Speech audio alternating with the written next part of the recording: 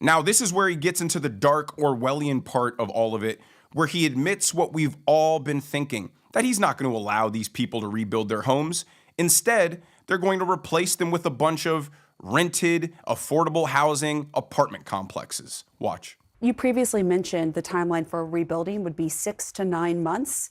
Is that going to happen? And should people rebuild in some parts of California, given how high the fire risk is? You can't rebuild the same. So we have to rebuild with science. We have to build with climate reality in mind. We have to look at infrastructure, redundancy, systems, ingress, egress as it relates to emergency management and planning, materials.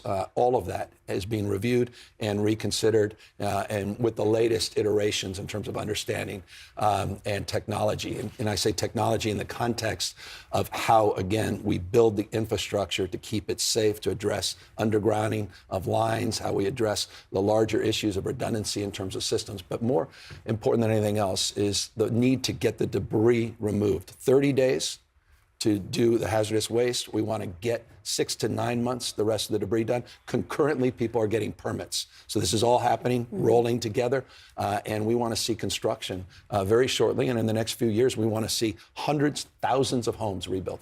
Regular people can't wait years to finally move back into their home. So all these people are going to move somewhere else. They're going to sell their property.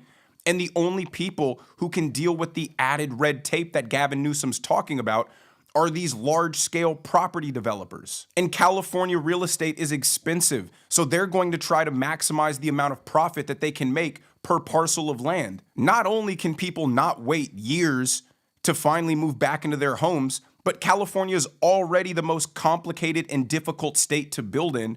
And now Gavin Newsom's talking about adding extra regulations and red tape on top of that. The only people who can even comply with this level of regulation is these massive developers. California is exposing what we've already known. They're a bunch of communists. They're against private property. The politicians want their friends, who are obviously giving them a percentage of these developments, to be the ones that own these massive apartment complexes where people rent. They've already put out their plan for Los Angeles 2.0, where they have these 15-minute cities where nobody owns cars, nobody owns houses, everything is controlled and monitored by technology. It's one step away from the government being able to cut off your daily food rations because they disagree with what you said on social media.